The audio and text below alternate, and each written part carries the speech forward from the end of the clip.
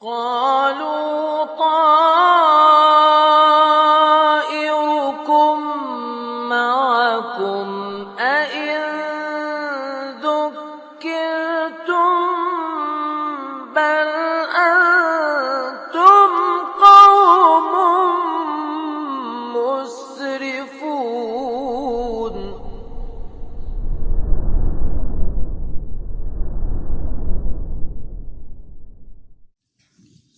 السلام عليكم ورحمة الله وبركاته. إن الحمد لله نحمده ونستعينه ونستغفره ونعوذ بالله من شرور أنفسنا ومن سيئات أعمالنا. من يهده الله فلا مضل له ومن يضلل فلا هادي له. أشهد أن لا إله إلا الله وحده لا شريك له وأشهد أن محمدا عبده ورسوله لا نبي بعده. قال الله تعالى: يا أيها الذين آمنوا اتقوا الله حق تقاته ولا تموتن إلا وأنتم مسلمون.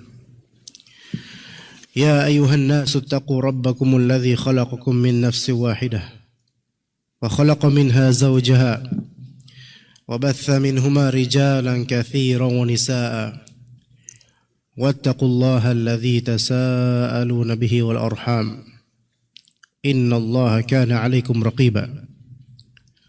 يا أيها الذين آمنوا اتقوا الله وقولوا قولا سديدا يصلح لكم أعمالكم ويغفر لكم ذنوبكم ومن يطع الله ورسوله فقد فاز فوزا عظيما.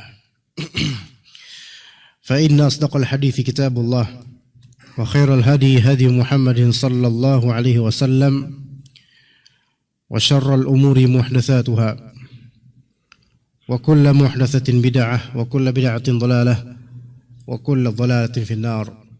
Amma ba'd. Dengan memohon taufik dari Allah Azza wa Jalla, pertolongannya, kebaikannya, rahmatnya, dan juga hidayahnya, kita melanjutkan terusan dari tafsir Al-Aisar atau Aisar Tafasir Surat An-Nisa, yang mana pada pertemuan lampau kita telah membahas hingga ayat ke-56 atau 55. Kali ini insyaallah kita akan mulai ayat 56 hingga 59 dari Surat An-Nisa. Sebelumnya kita akan bacakan terlebih dahulu ayat-ayat yang akan kita bahas insyaallah. A'udzu billahi minasy syaithanir rajim. Innal ladzina kafaru bi ayatina sawfa nuslihim nara kullama nadijat juluduhum baddalnahum juludan ghayraha liyadhuqul 'adzab. Innallaha kana 'azizan hakima. والذين آمنوا وعملوا الصالحات سندخلهم جنات تجري من تحتها الأنهار خالدين فيها أبدا لهم فيها أزواج مطهرة وندخلهم ظلا ظليلا. إن الله يأمركم أن تؤدوا الأمانات إلى أهلها وإذا حكمتم بين الناس أن تحكموا بالعدل إن الله نعم ما يعظكم به إن الله كان سميعا بصيرا. يا أيها الذين آمنوا أطيعوا الله وأطيعوا الرسول وأولي الأمر منكم فإن تنازعتم في شيء فردوه إلى الله والرسول إن كنتم تؤمنون In kuntum tu'minuna billahi wal yawmil akhir dzalika khairun wa ahsanu ta'wila. Allah Azza wa Jalla berfirman, innal ladzina kafaru bi ayatina sawfa nuslihim nara. Sesungguhnya orang-orang yang kafaru, orang-orang yang kafir bi ayatina, dengan ayat-ayat kami. Kufur dengan ayat-ayat kami. Ini menunjukkan bahwa saya istilah kufur, kafir dan semisalnya itu istilah syar'i yang sebenarnya tidak bisa diganti. Walaupun dibenci oleh sebagian dari orang yang kafir atau yang menjilati keuntungan dari orang-orang kafir. Baik keuntungan pujian, keuntungan harta dan seterusnya. Atau punya pertemanan dekat dengan orang-orang kafir. Innal ladzina kafaru. Bahkan di antara surat ada surat Al-Kafirun. Maka orang-orang yang anti dengan istilah seperti ini bisa dipastikan imma dia tidak pernah baca Quran, atau dia mungkin baca Quran karena lulusan pesantren atau semisalnya, tetapi tidak melewati tenggorokannya. Karena jika memang dia membaca Al-Quran, mengimani isi kandungan Al-Quran, maka pertama istilah ini tidak asing. Dan yang kedua, istilah ini dia tahu dari Allah Azza wa Jalla. Sehingga yang ketiga, dia wajib untuk mengimaninya, menerapkannya, dan tidak mempermasalahkannya sama sekali. Innal ladzina kafaru, sesungguhnya orang yang kafir ada ancamannya dan selalu ada ancamannya. Saufa nuslihim nara. Saufa. Lafal saufa menunjukkan taswif, yaitu mengabarkan akan apa yang terjadi, akan apa yang akan terjadi pada masa depan, namun masih jauh. Saufa. Beda aja dengan sa. Karena sanudkhiluhum dan ada saufa nudkhiluhum. Lafal dengan saufa menunjukkan masih lama nanti. Karena perjalanan di barzakh, kiamat itu cukup lama. Bagi orang-orang kafir sangat-sangat lama. Dengan ketersiksaan yang tak terhenti. Saufa. Karena ditakbirkan atau dikatakan sanudkhiluhum. Sanudkhiluhum. Sa di sini ala kulli hal menunjukkan nanti di masa depan. Saufa nudkhiluhum, saufa nuslihim, asla yusli, adkhala yudkhilu. Ada orang-orang yang memang beriman, bertauhid, namun dengan kemaksiatannya mungkin besar dan Allah Ta'ala tidak mengampuninya, akhirnya masuk neraka. Namun di sini ada istilah yang berbeda dalam Al-Quran. Asla yusli, maknanya memang adkhala yudkhilu, sama-sama artinya memasukkan. Namun asla yusli, sanuslihim, nuslihim, kami akan memasukkan, dan di sini ada lafal sala, yang dimaksud dengannya adalah membakarnya, memanggangnya. Yang mana ketika disebutkan sanuslihim, kami akan memasukkan mereka, itu adalah suatu perbuatan memasukkan yang tidak akan pernah mengeluarkannya kembali. Berbeda kalau dengan sanudkhiluhum, adkhalna nar, kami akan masukkan dengan lafal adkhala, memasukkan, maka itu masih ada posibilitas untuk keluar. Karena boleh jadi dia adalah orang beriman namun besar kemaksiatannya. Tapi untuk orang-orang kufar pakainya bisa sanudkhiluhum atau dengan sanuslihim, yaitu dibakar betul-betul komplit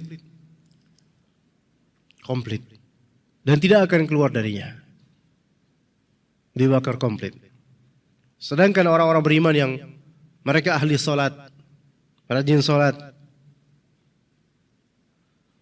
menunaikan salat ya. Karena sesungguhnya mereka pun jika misalnya dosa-dosanya tidak diampuni, masuk neraka, namun azab untuk orang-orang ini yang masih ada imannya tidak sama dengan azab orang-orang kafir.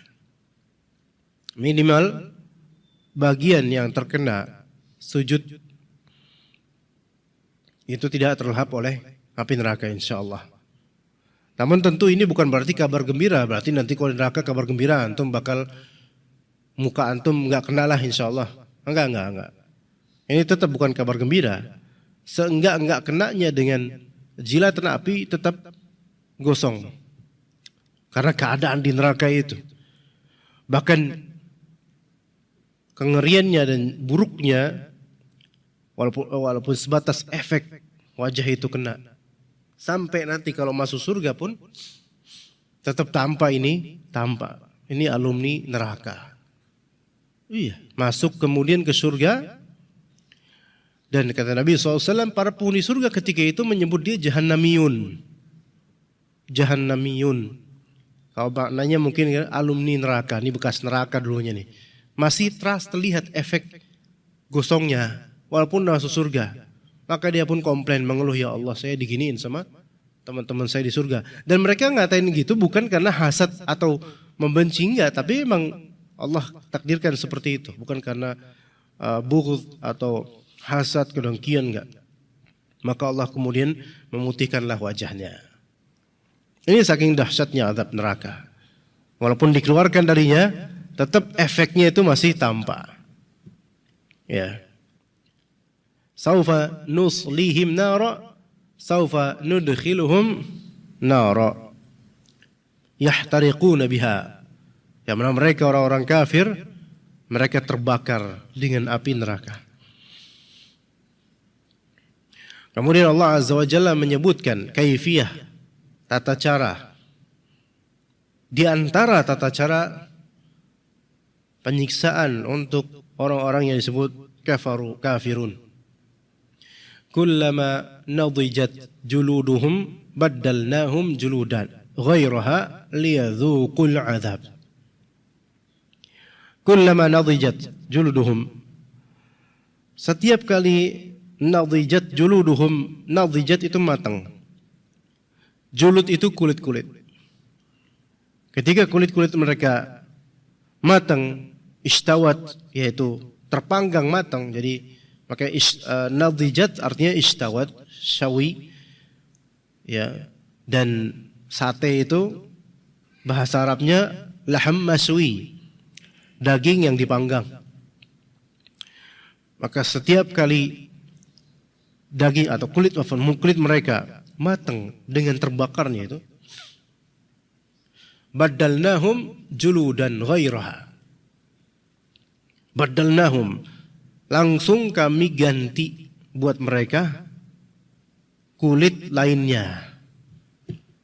Liyadzuqul azab, tujuannya apa kok secepat itu diganti? Jadi kebakar, udah hangus banget, sakit ya.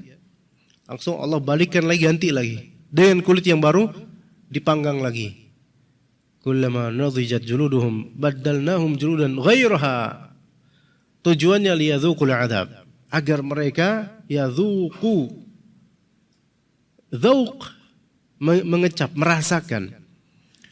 Dzauq itu artinya merasa. Pada asalnya dzauq itu maknanya mengecap di lidah, merasakan. Kata sebagaimana tadi dibacakan oleh imam, kullu nafsin dha'iqatul maut.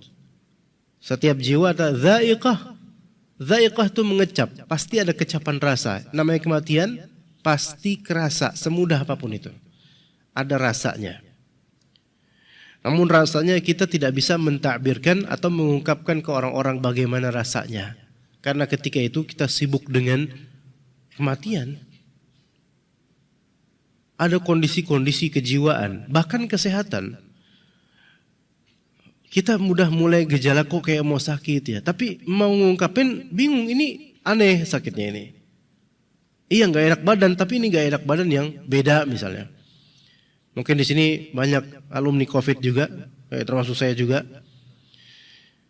kok di permulaan mukaddimahnya itu kok rasa badan itu nggak enak gitu, ya.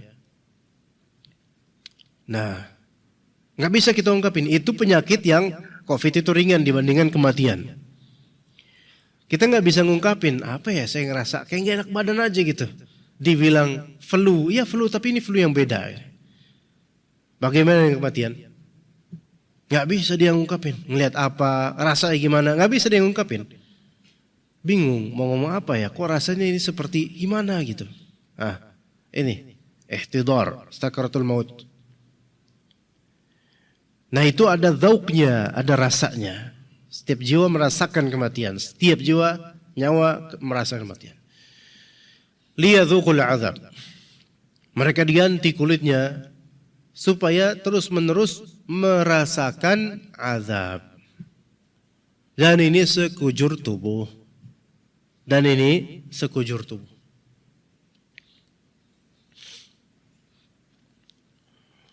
Tapi ini untuk orang-orang kafir, dan semoga Allah Ta'ala jaga kita dari kekufuran dan dari azab neraka. Makanya dalam doa terakhir di akhir salat, Allahumma inni a'udzubika min azabi jahannam wa min azabil qabr wa min fitnatil mahya wal mamat wa min fitnatil masihid dajjal. Sekarang ini memang pergerakan untuk menjerumuskan seseorang menuju kekufuran itu masif. Disadari atau tidak? Baik yang sudah tahu maupun yang pura-pura tidak tahu, iya sekarang seperti itu. Bagaimana supaya orang-orang kufur pada Allah Azza wa Jalla? Mulainya tentu dari metodologi yang sebenarnya usang. Sekarang ini jemaah sekalian, toleransi, budaya dan semisalnya itu senjata terus. Selalu berputar di situ. Tasamuh, kebablasan, toleransi, kebablasan, budaya dan seterusnya. Dan akan terus bergulir seperti ini dengan alasan budaya, sehingga prinsip syariat Allah ataupun hukum-hukum Allah itu dinomor sekiankan. Dan budayalah yang menjadi dewa penyelamat atau standar budaya atau minimal sebagai alasan seseorang boleh berbuat semau dia di bumi Allah. Budaya, tradisi. Ya, tradisi. Ini benar-benar digerogoti dari sini. Mungkin awalnya dari hal-hal yang kecil. Kadang-kadang awalnya dari gambar, kadang-kadang awalnya dari perkataan atau ucapan. Kadang-kadang karena budaya udah tradisi udah nggak usah dipermasalahin lah. Agama apa sih kok dikit-dikit ngerecokin gitu. Belakangan ini ada yang viral jemaah, sarung dengan gambar apa? Dengan gambar anjing. Itu bukan gambar anjing, itu gambar singa. Ya. Ini saya tidak akan menyebut merek ya, karena ya nggak usah menyebut brand ya. Antum juga tahu nanti insya Allah, cari aja ya. Tapi jangan sekarang, nanti aja. Ada namanya singo mengkok ya. Nah sekarang ini bukan batik ini, sarung. Ada ibu-ibu diberi sarung kepadanya. Sarung brand ternama, kita nggak usah nyebut. Sampai nanti bakal tahu kok. Tapi saya ingin menjelaskan ya, bagaimana tinjauan syariatnya dan apa sih yang diinginkan gitu dari ini. Baik. Mungkin untuk melariskan ya, akhirnya sarung ini kemudian ibu-ibu itu buka, ini divideokan. Ini hati-hati, sekarang ada sarung dengan merek ini, dengan jenisnya ini, dibuka ternyata ada gambar yang saya juga awalnya mengira ini anjing, dan memang mirip dengan gambar anjing. Namun kemudian diklarifikasi oleh pihak mungkin perwakilan dari perusahaan tersebut, perusahaan di Jawa Timur ya, bahwasanya itu adalah gambar singo mengkok. Ya, bisa dicari nanti singo mengkok itu apa, dan ternyata itu adalah, sebentar biar lebih clear ya. Singo atau singa mengkok ya. Memang itu binatang singa, yang mana itu asal usul dari kesenian khas Lamongan, yaitu singa yang sedang menahan hawa nafsu dan tunduk di hadapan Allah. Ya, itu salah satu kearifan lokal di Lamongan, Jawa Timur, suatu simbol. Simbol ini dikaitkan merupakan warisan dari Sunan Derajat, kembali ke Wali Songo atau ke Sunan, dan seterusnya, bisa sampai cari nanti. Tapi muskilah di sini adalah sekarang kalau misalnya seorang musolli, seorang yang sholat, dia pakai sarung dengan ada motif gambar makhluk hidup, tergambar, terlukis di sarung pakaiannya. Apa hukumnya? Salatnya mungkin sah, tapi dia berarti mengamini dan menyetujui gambar makhluk hidup yang terpajang. Dan ini ada ancamannya.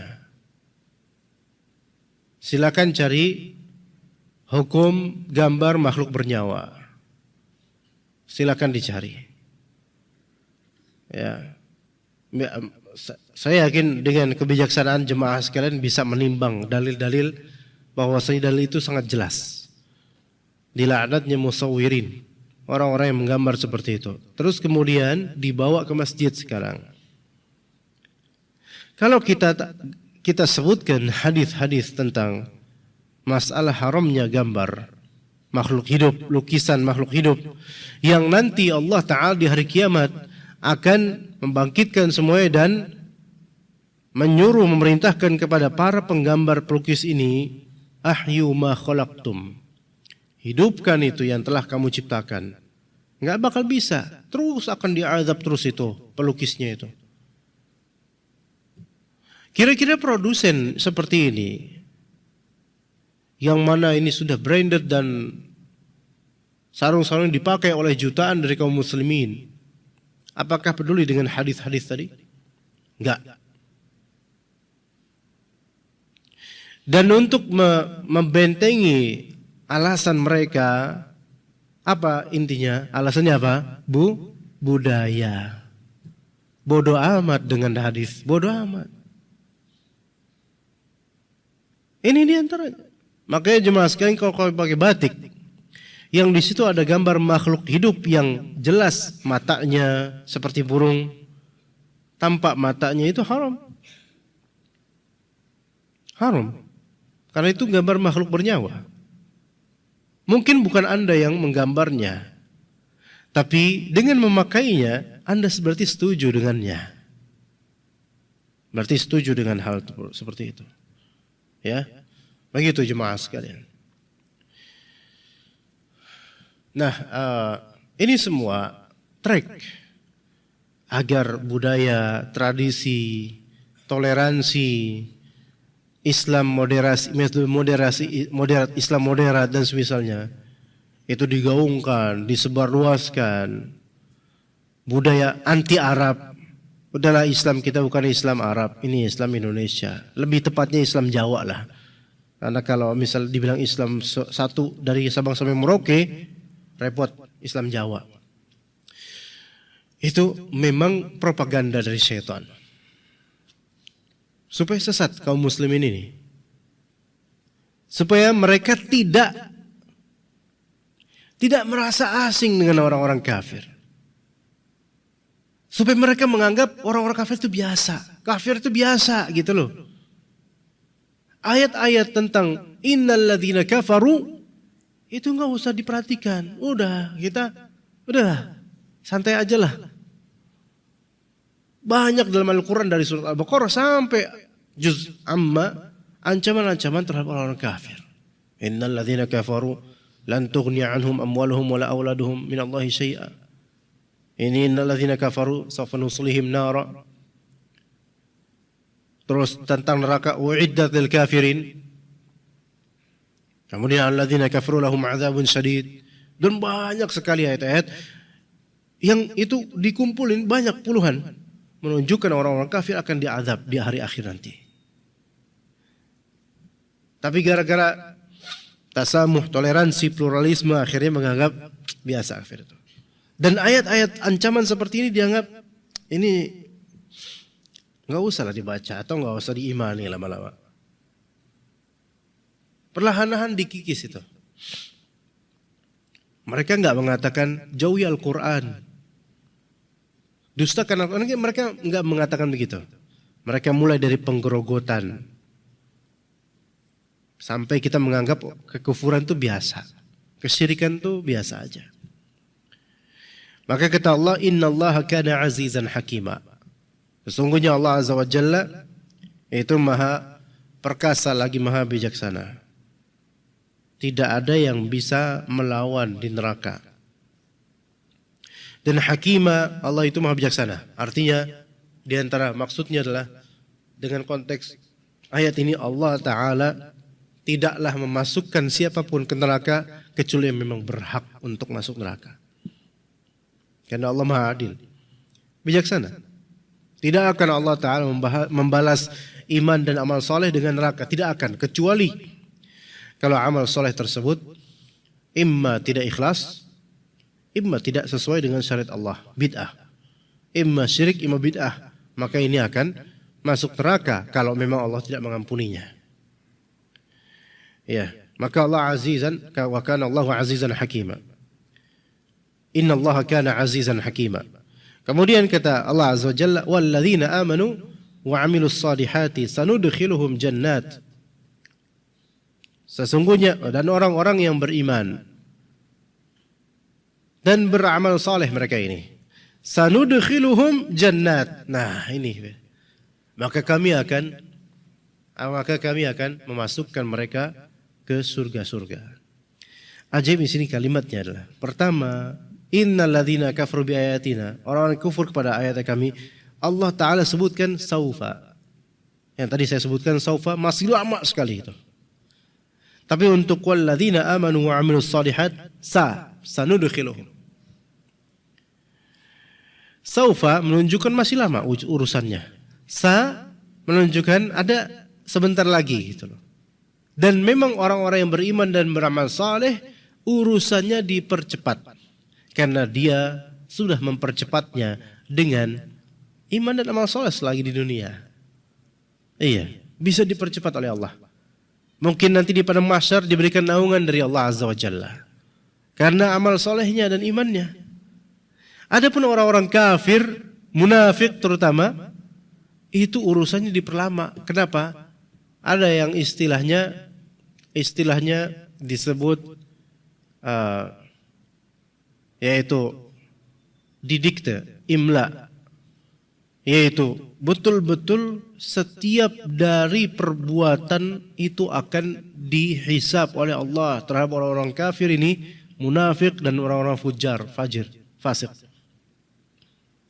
Karena keburukan mereka lebih banyak daripada kebaikan mereka.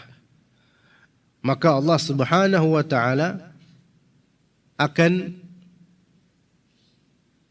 betul-betul setiap detail dari perbuatan itu akan Allah Subhanahu wa Ta'ala hamparkan. Dan mereka akan menyesal. Ma li hadzal kitab la yughadiru saghiratan wala kabiratan illa ahsaha. Ada apa dengan kitab ini? Kok ini semua dari kecil dan besar amalan terhampar di sini. Ketakutan mereka. Ya. Ini yang disebut munaqashah. Ya. Yang disebut Allah Subhanahu wa Ta'ala menanyakan semua dari keburukan dalam hidupnya. Adapun orang beriman dan beramal saleh, maka boleh jadi Allah Subhanahu wa Ta'ala mengampuni, menutup kesalahannya. Dosa-dosa ditutup oleh Allah Azza wa Jalla dengan caranya, dengan beragam cara yang Allah Ta'ala menguasainya. Makanya sanudkhiluhum menunjukkan bahwa saya orang beriman dan amal soleh, itu urusannya lebih cepat dibandingkan, jauh lebih cepat dibandingkan orang-orang kafir. Tapi ya syaratnya itu, iman dan amal soleh. Fastabiqul khairat, berlomba-lombalah kalian dalam kebaikan. Wasari'u ila maghfiratin min rabbikum wa jannatin 'arduha as-samawati wal ard, dan bergegaslah kalian menuju pengampunan Allah dari Allah dan juga surga yang luasnya sebumi dan langit-langit. Wa fi dzalika falyatanafasil mutanafisun, terhadap hal tersebut di surga maka hendaklah orang-orang itu saling berlomba menujunya, cepat-cepatan. Jumatan datang lebih awal. Mau sedekah badanah, yaitu unta, datang awal Pak. Kapan awalnya? Jam 11? Salah. Datang awal ke masjid untuk Jumatan itu dimulai dari tulu'us syams. Atau sebagian ulama mengatakan mulai dari waktu fajar, subuh. Ada yang mengatakan dari waktu terbitnya matahari. Itu awal-awal. Dibagi kemudian nanti ada unta dan seterusnya sampai telur. Adapun kalau misalnya jam 11 datang, walaupun belum ada yang datang dari jemaah dan dia marbot datang. Paling awal itu masih jam 11. Belum ada yang datang. Dapat apa dia? Telur.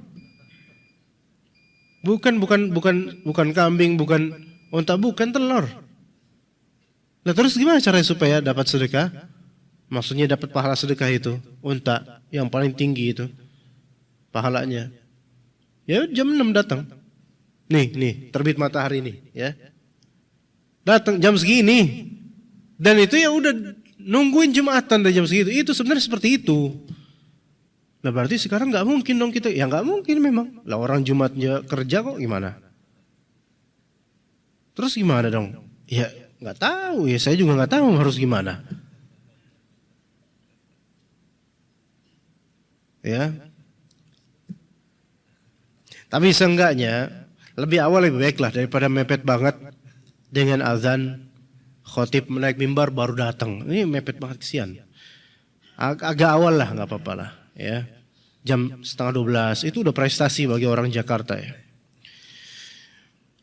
Nah kemudian sanudkhiluhum, kami akan memasukkan mereka ke jannat tajri min tahtihal anhar. Jannat tajri min tahtihal anhar, surga yang mengalir di bawahnya sungai-sungai.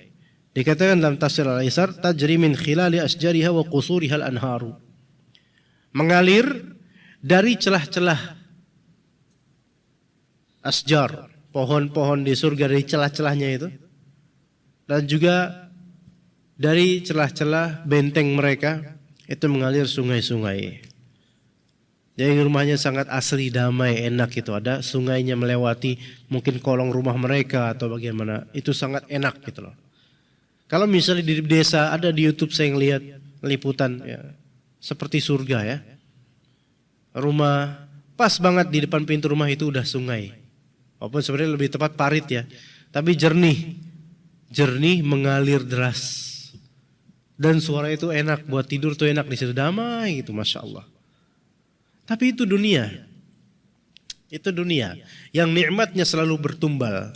Dunia itu nikmatnya itu selalu membutuhkan tumbal. Ada aja yang dikorbankan. Ya. Kecuali nikmat iman dan amal soleh. Tapi itu pun kadang-kadang mengorbankan apa? Mengorbankan yaitu kesenangan duniawi. Ya. Dan itu baik ya, tetap baik. Taib kemudian khalidina fiha abada. Abadi di dalamnya selama-lamanya. Jadi kaedahnya yang masuk neraka enggak semuanya enggak bisa keluar. Yang masuk surga enggak mungkin keluar, gitu. Yang masuk neraka enggak semuanya enggak bisa keluar. Ada yang bisa keluar kalau dia beriman. Adapun masuk nerakanya dia karena maksiatnya dia. Dan pertama-tama karena Allah tidak mengampuninya. Adapun yang udah masuk surga tidak akan keluar dan tidak akan ada yang mau keluar. Ya Allah, saya mau keluar dari surga ini, enggak ada. Ya enggak ada. Begitu kaidahnya. Ya. Itu kaidah Ahlus Sunnah wal Jamaah. Adapun Khawarij, Mu'tazilah dan semisalnya, mereka itu khalas. Yang masuk neraka, neraka selamanya, yang masuk surga, surga selamanya. Muskilahnya di sini adalah, masalahnya adalah di yang masuk neraka semuanya akan selamanya di neraka. Ini muskilahnya. Karena Khawarij atau Mu'tazilah, mereka mengkafirkan pelaku dosa besar. Khawarij mengkafirkan pelaku dosa besar di dunia dan di akhirat. Mu'tazilah mengkafirkan pelaku dosa besar di akhirat. Adapun di dunia, pelaku dosa besar itu tidak dibilang kafir, tidak dibilang beriman, melainkan dia di antara kekufuran dan iman. Itu bagi Mu'tazilah. Kemudian lahum fiha azwajun mutahharah. Mereka di surga itu memiliki azwaj, pasangan-pasangan. Ya, memang di sini dominannya maksudnya adalah para bidadari, mutahharah, yang suci. Dan ini keniscayaan semua pria dan mungkin juga semua perempuan insyaallah akan mendapatkan pasangan-pasangan. Ya, akan mendapatkan pasangan-pasangan. Apakah istri-istri kita? Ya, insyaallah. Kalau semuanya masuk surga, karena kata Allah Azza wa Jalla, jannatu adni yadkhulunaha wa man salaha min abaihim wa azwajihim wa dhurriyyatihim. Jannatu adn. Mereka masuk ke surga Aden, atau bahasa kita surga Eden. Yadkhuluna wa man salaha min abaihim, dan juga yang saleh dari nenek moyang mereka, bapak, ibu, kakek, nenek dan atas-atasnya yang saleh itu bareng nanti ke surga, di surga. Wa azwajihim, dan pasangan-pasangan mereka yang punya istri salehah di surga bareng, ketemu lagi. Yang punya suami saleh ketemu lagi. Nah, kalau misalnya qadarullah istri begajulan, kafirah, naudzubillah min dzalik, atau fajirah, mungkin ke neraka dulu. Atau sebaliknya suaminya yang ngawur, ya, ke neraka dulu, ya. Tapi kalau sama-sama saleh, ketemu di surga. Wa azwajim wa dzurriyyatihim, dan turunannya anak cucu, dari anak dan sampai cucu, ketemu nanti bareng-bareng ke surga. Nah, itu tujuan kita berkeluarga, jemaah. Tujuan kita berkeluarga bukan cuma apa? Supaya punya anak doang, dah gitu, enggak. Supaya kita bisa menggamit tangan mereka semua juga ke surga Allah Azza wa Jalla. Jadi nanti akan ada pasangan, semuanya akan berpasangan. Jadi kejombloan itu insya Allah cuma di dunia aja, ya. Nanti insya Allah di surga semuanya usia sekitar 33 tahun berpasangan semua insya Allah. Dan minimal laki-laki punya 2 istri minimal. Ada mungkin istrinya dari istrinya selama di dunia juga di situ nanti. Dan selama di dunia, misal suami ini udah berhasrat pengen punya istri lebih tapi nggak bisa-bisa, karena mungkin istrinya itu, masya Allah lah, ya termasuk susis misalnya, sieun sama istri, ya, iya takut dengan, masya Allah, ya. Dan itu keadaan jumhur dari kita, ya. Sebenarnya sebagian bukan karena takut sama istri, takut karena khawatir tidak bisa adil mungkin ya. Ya, ini bahasa halusnya sebenarnya. Ini alasan kadzibnya sebenarnya. Mungkin alasan sebenarnya memang takut ya. Ya. Namun insya Allah cita-cita itu akan tergapai kalau dia masuk surga. Minimal 2 istri, bidadari dapat. Dan istri yang terbaik adalah yang di dunia yang salehah, maka tidak dapat juga di akhirat nanti. Namun istri yang betul-betul salehah adalah istri yang betul-betul menerima apa yang diinginkan oleh suami dan taat padanya, itu harus salehah. Belum lengkap kesalehan seorang istri kalau misalnya masih melarang atau menahan-nahan suaminya untuk berbuat ihsan dan kebaikan. Ya, antum tahu yang maksudnya. Tapi juga istri yang salihah akan mencegah suaminya dari poligami jika dia melihat suaminya memang tidak pantas karena tidak bisa berbuat adil. Ini salihah. Dan mungkin itulah keadaan istri antum salihah sebenarnya. Suaminya aja yang bergajulan, maka istri larang. Iya. Mutahharah wa nudkhiluhum dhillan dhalila. Dan kami akan memasukkan mereka dhillan dhalil. Ya, dhil itu adalah naungan yang menaungi. Kata Allah Azza wa Jalla di surat lain, di ayat lainnya, "Wa ma yastawil a'ma wal basir, wala dhulumat wala nur, wala dhill wala harur." Tidak sama antara dhil dengan harur. Dhil di sini sebagian ulama mengatakan dhil itu artinya adalah naungan. Harur panas tanpa naungan. Maka sebagian ulama mengatakan dhil maksudnya tidak sama antara dhil dengan harur, tidak sama antara surga dengan neraka. Karena surga itu naungan. Kenapa dinamakan jannat? Jannah asalnya kan dari jim double nun, jim nun nun, jannah, dan tak di sini tak marbutah tambahan, jannah. Kenapa dinamakan jannah? Karena tertutup. Karena derivasi lafal dari kata dari huruf jim, nun dan nun itu mesti konotasinya covering, menutup. Jin, kenapa disebut jin? Karena dia tertutup dari pandangan kita. Junnah itu perisai. Kenapa junnah itu perisai? Karena dia menutup pemegangnya. Janin, kenapa disebut janin? Karena dia tertutup oleh rahim. Majnun, kenapa disebut majnun? Karena akalnya tertutup. Ya. Adapun jenong, enggak, ini beda. Jenong bahasa kita. Nah, jadi ini jannah itu tertutup. Kenapa disebut tertutup? Karena para penghuninya di bawah itu tertutupi oleh rimbunan pepohonan yang indah di atas, yang masya Allah lah pokoknya lah. Ya, dulu di Kalibata di mana ya, stasiun mana stasiun? Ya pokoknya rel kereta itu. Ya di pangkal, dulu ada pangkalan ojek di pangkal di pintu palang rel kereta stasiun Duren Kalibata ini. Di pangkalan ojek itu ada 2 pohon ceri, ya, makanya adem di situ. Orang kadang kita lihat tidur di pangkalan ojek, tidur gitu, nyantai gitu, adem. Banyak orang di situ. Dan kalau nunggu T57 enak di situ tuh, karena nggak kena sinar matahari.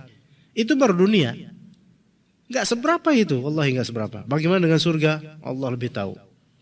Wa nudkhiluhum dhillan dhalila. Jadi naungannya sangat enak, sangat indah. Kemudian kata Allah Azza wa Jalla di ayat berikutnya, "Innallaha ya'murukum an tu'addul amanati ila ahliha." Sesungguhnya Allah Ta'ala memerintahkan kepada kalian untuk menunaikan amanat kepada ahlnya, kepada orang yang berhak untuk kita salurkan amanah padanya. Baik atasan kita, baik mustahik, orang yang berhak menerima amanah tersebut, termasuk mustahik zakat misalnya, maka wajib untuk kita tunaikan kepadanya. Dan amanat yang paling besar diawali di sini tentu amanat beragama. Amanat beragama ini, ilmu syar'i dipelajari, ini amanah besar. Ilmu agama ini dipelajari, amanah besar untuk apa? Untuk diamalkan dan untuk disebarkan dengan jujur dan benar sesuai dalilnya. Maka dai-dai yang mendistorsikan agama dan merevisi hukum-hukum Allah, mereka itu kadzab dan anak buah Dajjal. Dan mereka tidak menunaikan amanah ilmiah. Mereka dusta, penipu, berkedok dengan agama Allah Azza wa Jalla. Dan ini yang disebut oleh Rasulullah SAW, du'at ila abwabi jahannam. Para dai penyeru menuju pintu surga. Na'udzubillah min dzalik. Maka orang-orang yang mengajarkan kepada masyarakat kesyirikan atau kebid'ahan, mereka adalah pengkhianat pada hakikatnya. Mengkhianati amanah yang Allah berikan dari ilmu syar'i. Dan ini berbahaya. Kemudian dikonsumsilah kesyirikan tersebut dan kebid'ahan itu oleh masyarakat tanpa disadari bahwa itu semua adalah pelanggaran besar. Ini yang pertama. Kemudian yang kedua, amanah dari segi tadi kewalian dari segi agama. Kemudian amanah dari kewalian dari segi otoritas kehidupan, yaitu para hukam, para penguasa, dari presiden sampai turunannya, bahkan sampai RT RW. Itu semua amanah. Maka kalau menyalahgunakan amanah untuk mendapatkan riswah, cuan, atau apa riswah itu? Indonesianya suap dan semisalnya, maka ini berarti tidak menunaikan amanah. Tidak menunaikan amanah. Berarti kalau tidak menunaikan amanah namanya khain, pengkhianat. Kalau misalnya Pak RT atau Pak RW diminta oleh salah satu dari warga, kami mau mengadakan dangdutan dan semisalnya, minta izin sampai jam 11. Ditandatangani oleh Pak RT atau Pak RW, backupnya Pak RT atau Pak RW, dan dikasih kemudian duit misalnya 300.000, 500.000. Kenyang lahir dengan itu. Dan tetangga-tetangga mereka terganggu. Mereka mau komplain ke Pak RT atau Pak RW, lah, loh Pak RT atau Pak RW backupnya kok gimana? Nggak bisa berbuat akhirnya. Memang zalim. Tidak menunaikan amanah dengan benar. Zalim seperti ini. Inna Allah ya'murkum an tu'addul amanati ila ahliha. Itu satu. Wa idza hakamtum bainan nasi an tahkumu bil adl. Dan jika kalian berhukum di antara manusia, di tengah-tengah manusia kalian berhukum, maka berhukumlah dengan adil.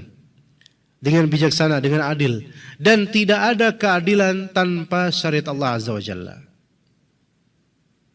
Tidak ada keadilan tanpa syariat Allah Azza wa Jalla. Karena hanya syariat Allah Azza wa Jalla yang adil, bijaksana dengan segala konsekuensinya. Potong tangan misalnya, hukum qisas, hukum rajam, jal, cambuk, dan seterusnya. Sekarang kalau peminum khamar dicambuk 100 kali, kira-kira masih ada nggak YouTuber yang memamerkan khamarnya? Nggak bakal ada. Namun sekarang kenapa mereka berani terang-terangan minum khamar? Muslim dia, pelawak, YouTuber sekaligus. Khamar selalu ada di meja kerja dia, di tayangan dia selalu, karena memang sponsornya. Dan mungkin sebagian dari antum tahu siapa yang kita maksud. Kenapa ada yang seperti ini? Berani. Karena nggak ada yang melarang dari hukam, dari penguasa. Dan semoga Allah berikan hidayah dan taufik pada penguasa kaum muslimin ini. Sehingga khamar ini dibiarkan bebas. Dan ditiru anak-anak muda, karena pangsanya anak muda ditontonan. Mengundang host pelawak ini mengundang banyak dari undangan. Nggak pernah diundang itu ustadz yang salafi, nggak pernah. Dan ustadz salafi nggak ada yang mau emang. Diundang dan kemudian minum bareng. Yang tadinya nggak minum juga. Mungkin bukan bir namanya bagi dia, bukan khamr bagi dia. Namanya apa? Minuman beralkohol. Lah terus apa? Itu minuman apa? Alkohol. Iya, sekalian aja pakai metanol sekalian, biar bersih itu dalamannya. Ya, maka semua ini jelas haram. Dan biasa jadinya biasa. Karena nggak ada hukumannya. Coba kalau dipakai syariat Islam, dicambuk itu peminum khamar tuh. Pezina, coba dari syariat Islam, nggak ada lagi zina nanti. Hukum qisas, dukun santet maupun peramal. Dukun santet, sihir, itu kata Nabi SAW, haddus sahir darbatun bis saif. Hukum had untuk penyihir adalah ditebas lehernya dengan pedang. Dan di Saudi dilakukan. Maka di sana dukun itu nggak diagungkan, malah dilecehkan dan akan ditangkap. Lah kalau di sini sampai ada komunitas dukun, Allahul musta'an. Ini karena mindset sebagian masyarakat masih ke dukun, dikit-dikit ke dukun. Mau kaya ke dukun, padahal dukunnya itu miskin. Dukunnya itu miskin. Nyari kekayaan di dukun, Allahul musta'an. Nyari barang hilang ke dukun. Padahal dukun ini hilang imannya. Barang terbesarnya dia hilang. Tapi ada tawakal dia ke dukun. Dan dukun diagungkan dengan merasa bahwasanya dukun, hati-hati dia kalau dia pamalik sih, nanti kalau misal kamu macam-macam sama dia, nggak usah ngomong macam-macam. Ntar disantet loh. Takut sama dukun. Takut sama dukun. Makanya masih merajalela tuh sebagian dukun itu. Karena orderannya masih banyak. Orang kalau ordernya masih banyak, jumawa dia. Coba kalau sepi, ngemis. Ya.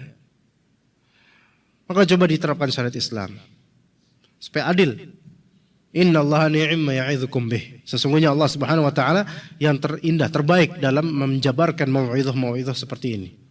Innallaha kana sami'an basira. Sesungguhnya Allah taala Maha mendengar lagi Maha melihat. Ya ayyuhalladzina amanu athi'ullaha wa athi'ur rasula wa ulil amri minkum. Wahai orang beriman, taatilah Allah dan taatilah Rasul dan ulil amri minkum. Jadi ada 3 pihak yang dia taati. Allah Ta'ala, Rasulullah, dan juga ulil amri. Bedanya, taat kepada Allah dan Rasulnya ini ketaatan mutlaqah. mutlak, artinya apa yang diucapkan Allah dan Rasulnya wajib ditaati 100% semuanya, tanpa ada pengecualian. Ya. Adapun waliul amri, maka yang disebut ketaatan muqayyadah, ketaatan yang terikat, yaitu innama ta'atu fil ma'ruf, yaitu ketaatan yang disetujui dalam Islam. Ketaatan kepada Allah dan Rasulnya itu wajib 100% mutlak. Tapi ketaatan kepada selain keduanya itu diporsikan, dikondisikan sesuai dengan yang ma'ruf dalam Islam. Contoh waliul amri. Waliul amri terbagi menjadi dua. Wilayah dari segi otoritas yaitu penguasa, dan atau wilayah dari segi keagamaan yaitu ulama, orang-orang berilmu. Ini waliul amri. Orang berilmu yang betul-betul ilmunya ya, bukan sebatas bisa orasi dan kelihatan beragama, enggak, tapi memang betul-betul ilmunya sesuai dengan Al-Quran Sunnah.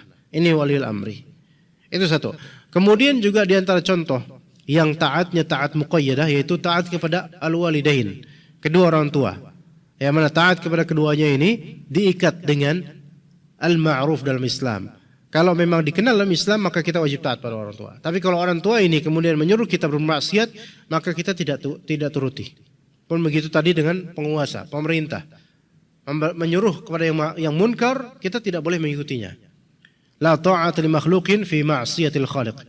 Tidak ada ketaatan bagi makhluk dalam rangka bermaksiat kepada Khaliq. Ya, jadi ketaatan kepada walil amri, masuk ke walil amri di berbagai sektor. Kalau misalnya kepada polisi, ya, sebagai waliul amri untuk masalah jalan lalu lintas maka dia taat. Ini masuk ke dalam taat waliul amri. Iya, termasuk. Ya. Tapi taatnya muqayyadah, terikat dengan syariat. Kalau misalnya ternyata melanggar syariat nggak boleh kita taati. Taib. Kemudian, fa in tanaza'tum fi syai'in farudduhu ila Allah wa Rasul. Jika kalian tanaza'tum, ikhtalaftum, jika kalian bertanazu', bercerai-berai atau berselisih dalam fi syai'in, dalam perkara apapun, maka rudduhu ila Allah wa Rasul. Kembalikanlah perkara tersebut kepada Allah dan Rasulnya, maksudnya kepada Al-Quran dan As-Sunnah. Karena barometer yang benar tuh itu standarnya, bukan budaya. Kalau barometer tradisi ya repot. Ya, barometer tradisi repot. Enggak bakal final. Lihat kericuhan politik. Enggak ada habisnya, sampai kiamat enggak habis itu. Makanya kalau kita lihat setiap hari berita politik, pusing kita. Karena kita melihat berita orang-orang yang lagi pusing, kita ikut pun pusing. Mereka pusing. Para politician itu ahli pusing ya kawan. Mereka orang paling berpengalaman dalam pusing-pusing. Dan juga banyak yang zalim. Makanya berita-berita itu kebanyakan orang zalim bertabrakan dengan orang zalim. Itu sesuai dengan doa masyarakat kita. Allahumma salli wa sallim ala Muhammad. Apa habis itu? Wa ashghilil zalimin bidzalimin. Yang doa semua itu enggak ngerti maknanya. Ngerti enggak antum maknanya? Masih suka selawatan kayak gitu jemaah? Itu enggak ada contohnya dari Islam, enggak ada contohnya. Enggak ngerti kan artinya? Apa artinya? Wa ashghilil zalimin. Ini doa asghil namanya. Cari di Google, doa asghil. Apa arti asghil? Asghil, ya Allah, sibukkanlah orang-orang yang zalim dengan orang yang zalim. Maka orang zalim perang sama orang zalim. Maka doa antum terjawab, alhamdulillah. Itu yang doa-doa di masjid itu atau di tahlilan, enggak ngerti artinya apa. Beneran, coba tanya aja. Pak, tahu enggak doa asghil, Pak? Apa ya? Wa asghilil zalimin. Oh, itu doa saya itu. Artinya apa, Pak? Wallahu a'lam bishawab. Padahal dikabulin sama Allah. Selama ini kalau kita lihat berita, orang zalim sedang bertengkar sama orang zalim. Kita tinggal nonton dan ikut pusing dengan dia. Mendingan belajar daripada ikut pusing kan. Taib, innallaha di sini fa in tanaza'tum fi syai'in farudduhu ila Allah wa Rasul. Kan dengan kembali ke Al-Qur'an Sunnah itu banyak problem itu solved insyaallah. Fixed, enak, mudah. Ketakwaan bertambah, iman bertambah, hidup lempeng, enak, istiqamah. Karena istiqamah itu adalah jalan yang paling mudah, paling lurus. Beda kalau bengkok-bengkok. Ya, pendapat ini ikut, pendapat ini. Ya Allah, kalau lurus enggak capek beneran. Lebih capek kalau kita menyimpang. Mendingan lurus daripada kita ikut jalan tikus. Ntar kesana dulu. Baliknya kan lama. Belum macet, ban kempes. Mendingan lurus aja. Tersedia jalan yang lurus. Ihdinas siratal mustaqim. Al-Quran dan Sunnah. Dan pemahaman salafus saleh. Mudah. Wallahi pemahaman salafus saleh paling mudah. Jangan ikut pemahaman orang-orang yang menyimpang. Kemudian kata fulan begini, kata fulan. Pusing. Ya. Kemudian. In kuntum tu'minuna billahi wal yawmil akhir. Kembalikan kepada Al-Quran dan Sunnah, Allah dan Rasulnya. Jika kalian beriman kepada Allah dan hari akhir. Maka kalau kita lihat orang yang apa-apa nggak kembali ke Al-Quran, nggak kembali ke As-Sunnah, lihatlah mereka imannya kayak gimana. Kurang terhadap Allah dan kurang takut bagaimana hari akhir mereka. Kurang nggak begitu takut. Dzalika khairu wa ahsanu ta'wila. Itu adalah kebaikan dan sebaik-baik akibat buat orang-orang yang mengikutinya. Maka semoga Allah Subhanahu wa taala memberikan kita rezeki untuk mampu menunaikan amanah, di antaranya amanah berkeluarga. Sebagai kepala keluarga, amanah ini besar. Maka kita akan ditanya oleh Allah Azza wa Jalla tentang istri kita dan juga anak-anak kita, selain tentang diri kita. Dan juga semoga Allah Subhanahu wa taala menjadikan kita orang yang bisa berhukum dengan hukum yang adil, baik skala keluarga maupun skala diri sendiri. Atau yang misal di antara kita ada yang menjabat sesuatu, maka berhukumlah dengan hukum yang adil sesuai syariat Allah, karena semua itu ada hisabnya dan dikhawatirkan menjadi yang memberatkan diri kita di hari akhir. Kita tutup sampai sini insyaallah. Barakallahu fikum jami'an. Terima kasih atas kehadiran jemaah sekalian. Wassallallahu ala nabiyina Muhammad wa ala alihi wa sahbihi ajma'in. Subhanakallahumma bihamdika asyhadu an la ilaha illa anta astaghfiruka wa atubu ilaik. Wassalamualaikum warahmatullahi wabarakatuh.